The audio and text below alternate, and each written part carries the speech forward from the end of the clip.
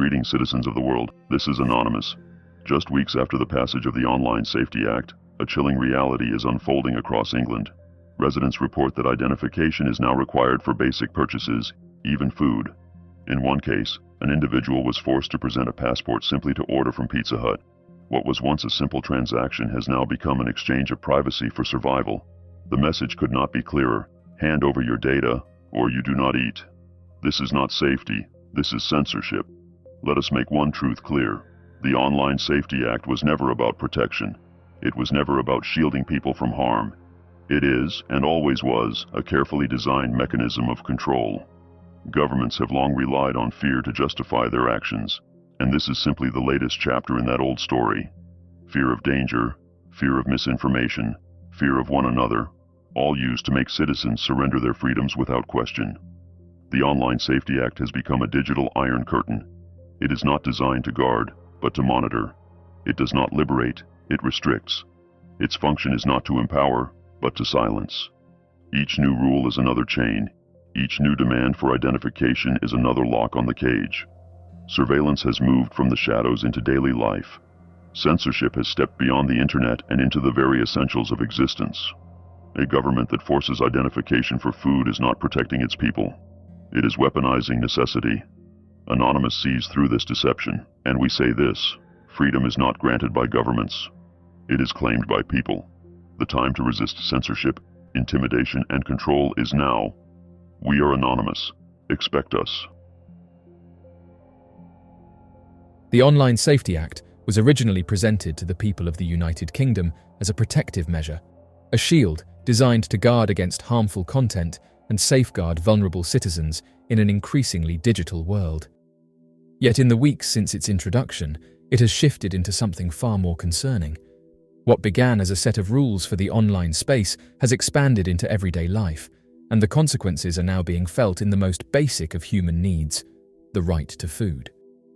Residents across England have reported being forced to present official identification in order to purchase meals, with one well-documented instance involving an individual asked for their passport simply to buy from a well-known pizza chain. For many, this moment marks a turning point. The act of eating, once regarded as the most ordinary and natural of human activities, has become entangled with surveillance and control. People are now confronted with a choice that is no choice at all: comply with demands for identification or go hungry. There is no alternative path, no way around the restrictions. The new reality dictates that in order to feed themselves or their families, individuals must submit their data. The chilling clarity of this arrangement is difficult to overstate. For the first time in modern memory, eating has become conditional on surrendering one's privacy. The anger rising from this development is both palpable and widespread. Citizens who may not have followed policy debates closely now find themselves at the center of its consequences. The man or woman who only wanted to buy dinner suddenly discovers that they are part of a larger system of control. What once seemed abstract, talk of online regulation, safety, and digital monitoring, has materialized in the most personal of ways. People are being told that if they do not comply, they cannot eat. This reality has created a wave of frustration across communities. Ordinary people who once trusted that government measures would stop short of interfering in their everyday lives are now questioning the motives behind these new restrictions. When the Act was first introduced, its language was couched in the language of care, of protection, and of safety. Yet the effect has been far from nurturing. Instead, it has revealed a framework where compliance is enforced not by persuasion, but by necessity. It is one thing to discourage harmful behavior online, but it is another to demand personal identification at the point of basic survival. What unsettles many is the realization that refusal is no longer an option. In previous years, laws and regulations might have been met with resistance or creative avoidance. Today, the demand is tied directly to something so essential that there can be no rebellion. People need to eat, and therefore people must hand over their information. The balance of power has tipped in such a way that the act of eating has become a form of submission. This transformation is not theoretical, it is reality. It is no surprise then that frustration has evolved into fear. Citizens are asking themselves how far this will go. If identification is required for food, will it soon be required for water? The questions themselves speak to the erosion of trust. Once a population begins to wonder not only what the government is doing, but what it might do next, a shift has already taken place in the relationship between citizen and state. This erosion of trust goes beyond a single law. It reflects a deeper unease about the direction of society as a whole. In the United Kingdom, people have long valued the ability to express themselves, to discuss politics, and to challenge policies openly. Now, that confidence has been replaced with hesitation. Citizens weigh their words carefully, uncertain of who might be listening or watching. The chilling effect is not limited to conversations online. It echoes into homes, schools, and workplaces, where individuals pause before speaking, aware that surveillance no longer hides in the background, but hovers in the foreground of their lives. The foundation of any free society is not simply the ability to speak, but the ability to do so without fear. When fear enters the equation, freedom has already begun to diminish. The Online Safety Act, tied now to something as intimate as eating, has created an atmosphere of quiet intimidation. People are not silenced by outright prohibition, but by the creeping realization that their lives can be disrupted if they fail to comply. This indirect form of control is perhaps more effective than open bans, for it persuades citizens to regulate themselves. When speech is discouraged not by official punishment but by personal fear, the state no longer needs to intervene directly. The population begins to censor itself. The consequences of this reach far beyond the immediate controversy. Democracy depends on open dialogue, on citizens willing to share their concerns and challenge authority. If those citizens are silenced, not by force, but by the quiet dread of being watched, democracy itself begins to weaken. The Online Safety Act has not simply enforced new rules, it has reshaped public dialogue. Conversations now happen with hesitation, and silence spreads where words once thrived. The most unsettling element of this new reality is that it has unfolded not through dramatic announcements, but through gradual steps. People were told the act was for their safety. People were told it was to shield them from harmful content. Then they were told identification was necessary for certain online activities. Now, they are told it is necessary to buy food. Each step is small enough to avoid immediate outrage, yet significant enough to change the boundaries of daily life. What emerges is not one bold move, but a quiet accumulation of power. It is this slow, methodical expansion that leaves people uneasy. The government insists that these measures are temporary, tied to safety concerns, or narrowly applied. Yet history has shown that when control expands into new areas, it rarely recedes. Once identification becomes a normal requirement for food, it is unlikely to be rescinded. Instead, it becomes part of the ordinary structure of life, normalized and accepted. What was once shocking soon becomes routine, and people adjust, even as their freedoms shrink. Many citizens are not willing to accept this fate quietly.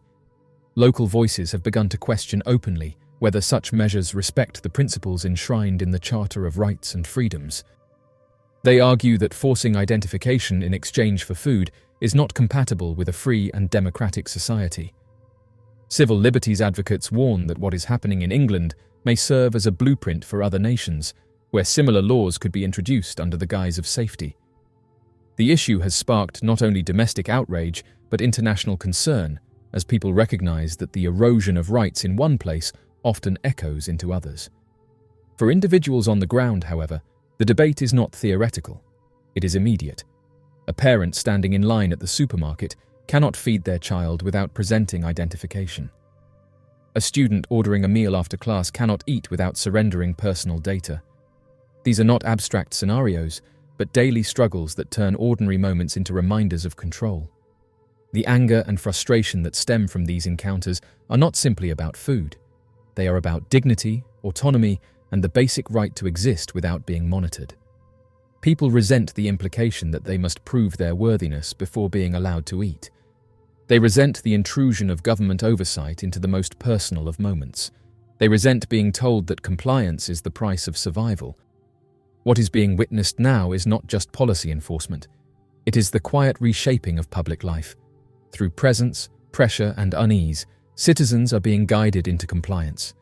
They may not be ordered to stay silent, but they learn quickly that silence is safer. They may not be explicitly forbidden from dissent, but they come to understand that dissent carries consequences. The true power of the Online Safety Act lies not in its written text, but in the atmosphere it creates. For many, this is the beginning of a larger conversation. People are asking what it means to live in a society where identification is tied to food, where surveillance is tied to daily life, and where speech is tied to fear. They are questioning whether the future will be defined by compliance or resistance, and they are recognizing that the time to have this conversation is now, before silence becomes the norm. Anonymous have just revealed that the TSA is quietly rolling out facial recognition technology to 400 US companies. The implementation of facial recognition screening in airports will soon become a reality for Americans, with a new program gradually introducing this technology at 400 different locations throughout the United States. This initiative, which is being discreetly rolled out, aims to enhance security measures and streamline the airport screening process. The Transportation Security Administration is currently in the initial phases of incorporating automated facial recognition technology into its existing systems, which are designed to authenticate travelers' identification documents. The enhancement being introduced, purportedly designed to collect only essential data, will cross-reference the individual's facial features with their official identification, flight particulars, and security clearance. This facial recognition technology is currently operational at 25 different airports across the region. This advanced system not only verifies the traveler's identity efficiently, but also validates their flight details and security clearance status seamlessly. Anonymous pointed out that one of the most significant disadvantages of facial recognition technology is its potential to infringe upon individual privacy rights. These new facial recognition systems are capable of capturing and analyzing biometric data, including facial features and characteristics, without individuals' consent or knowledge. And this raises concerns about unauthorized surveillance, tracking, and profiling of individuals' movements and activities. In a society where privacy is increasingly valued, the indiscriminate use of facial recognition technology by governments, law enforcement agencies, and private companies has sparked controversy and legal challenges. Anonymous argue that facial recognition poses a threat to civil liberties and democratic principles, undermining individuals' rights to privacy, autonomy, and freedom of expression. Facial recognition technology also poses security risks and vulnerabilities that could be exploited by malicious actors.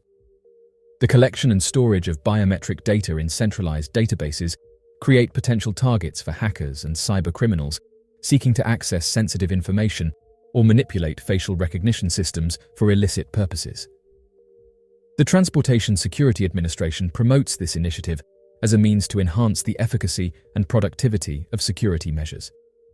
In contrast, some officials within the US government view it as laying the groundwork for the establishment of a pervasive national surveillance system.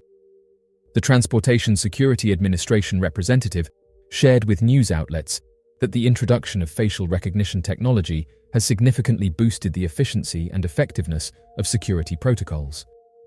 Furthermore, the spokesperson emphasized that this innovative technology not only enhances security measures, but also elevates the overall passenger experience.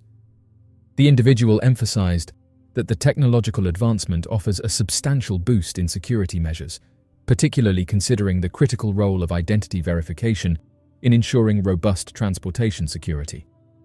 The Transportation Security Administration has refrained from disclosing the specific airports slated to receive facial recognition screening as a security measure. The initiative drew the interest of legislators back in February of the previous year, when the Transportation Security Administration commenced the implementation of facial recognition technology in specific airports across the United States. This strategic move by the TSA aimed to enhance security measures and streamline passenger processing procedures. Senator Edward Markey of Massachusetts emphasized the importance of ensuring that passengers are not put in a position where they have to compromise either their safety or their privacy while traveling, particularly in light of the TSA's recent implementation. The TSA initiative serves as a foundational step towards a potential scenario where a comprehensive nationwide surveillance system could be established. In a society where privacy and freedom are fundamental national values, entrusting any government with excessive power poses a grave threat. The delicate balance between governmental authority and individual rights is crucial to uphold the essence of democracy and personal liberty. Senate members wrote a letter addressed to the Transportation Security Administration, urging the organization to discontinue the use of facial recognition technology. The senators expressed concerns that the implementation of this technology could potentially worsen highlighted issues. Moreover, they highlighted the potential risks to Americans' safety and security if the biometric data collected were to be accessed by unauthorized individuals or private corporations. The senators emphasized the importance of safeguarding citizens' privacy and preventing any misuse of sensitive biometric information. Congressional lawmakers took their concerns one step further in November by denouncing facial recognition screenings at airports and a proposed bipartisan Traveler Privacy Protection Act to prevent the TSA from collecting facial biometric data. Senator John Kennedy said that every day, TSA scans thousands of Americans' faces without their permission and without making it clear that travelers can opt out of the invasive screening. Despite numerous appeals for the Transportation Security Administration to cease its objectionable utilization of facial recognition technologies, the agency has persistently broadened its deployment throughout various regions in the nation. This ongoing expansion of facial recognition technology by the TSA has raised concerns among privacy advocates and civil liberties groups. Travelers must have the freedom to travel by air without compromising their fundamental right to privacy, which should not be treated as just another piece of baggage. If the Traveler Privacy Protection Act is approved, a mandate would be imposed on the Transportation Security Administration to promptly cease its facial recognition initiative and eliminate all biometric information within a time frame of 3 months. Kennedy expressed his disbelief at the TSA's decision to further develop its intrusive facial recognition initiative, despite reservations from Congress. He highlighted the agency's attempt to ignore legitimate privacy worries by emphasizing that citizens' concerns regarding their privacy remain steadfast. The situation raises questions about the TSA's priorities and disregard for public sentiments. Moreover, Kennedy's remarks underscore the tension between governmental security measures and individual rights, signaling a crucial need for a balanced approach that respects both security needs and personal privacy. The Transportation Security Administration has clarified that the facial recognition software implemented will not retain any data utilized during the verification process, nor will it be employed for surveillance or law enforcement objectives. The Transportation Security Administration official informed NextGov that the agency is in the initial phases of incorporating automated facial recognition technology to enhance the existing credential authentication technology devices that were implemented a few years ago. The integration of automated facial recognition capabilities is seen as a significant advancement in the agency's efforts to enhance security measures and improve verification processes at security checkpoints. At the airports, travelers will encounter prominent signs at the screening area entrance informing them about the utilization of facial recognition technology. Additionally, these notices will provide reassurance to travelers by guaranteeing that the airport system does not retain or preserve any individual's data following a successful identification match. This measure aims to enhance security protocols while also ensuring passenger privacy and data protection. The TSA fact sheet emphasized that the sole exemption would occur in a limited testing environment for evaluation of the effectiveness of the technology. This exception pertains to specific scenarios where the technology is being rigorously assessed to determine its efficacy. The facial recognition technology is created using CAT scanners, which take real-time pictures and compare the photo to the person's photo ID. The system employs sophisticated artificial intelligence models that have been trained to develop a biometric template based on the unique facial characteristics of an individual. This template is then utilized to make a comparison with the facial traits depicted in a different image.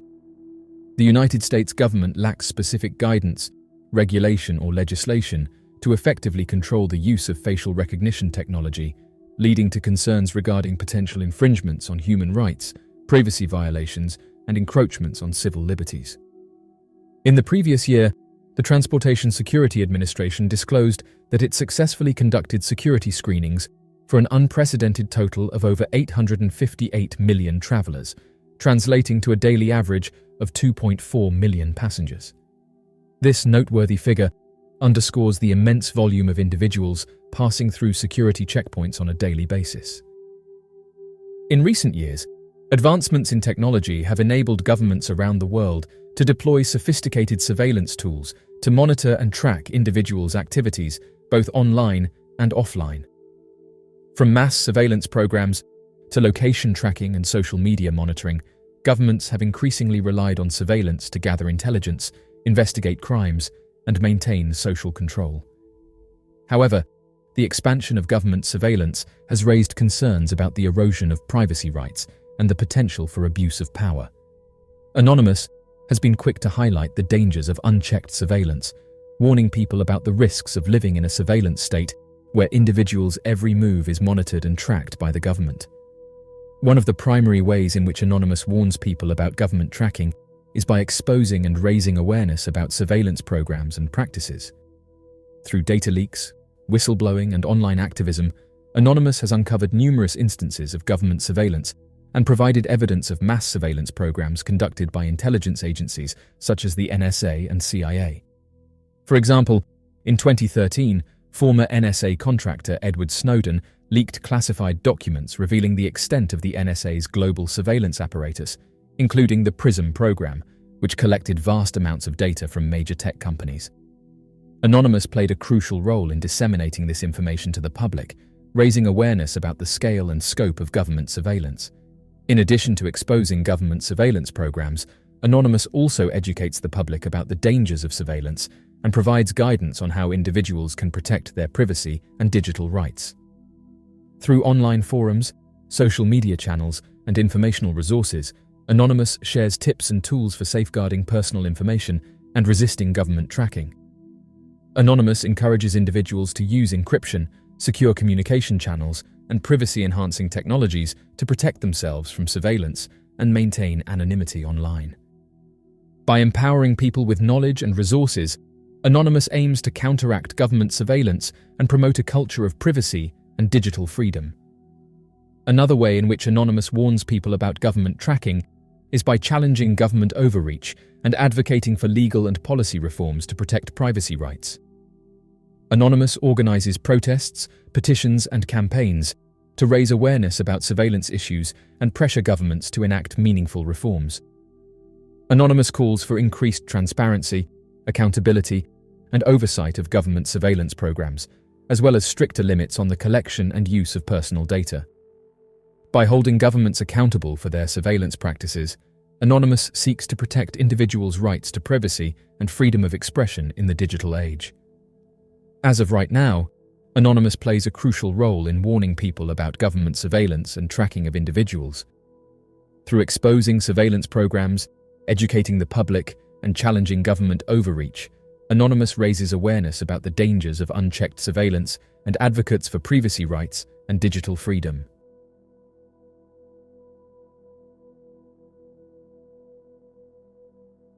So, what do you make of these announcements? Be sure to leave your questions and answers in the comment section below and help us to grow this community while working to solve these unexplained mysteries. Thank you for watching, and don't forget to subscribe for more videos.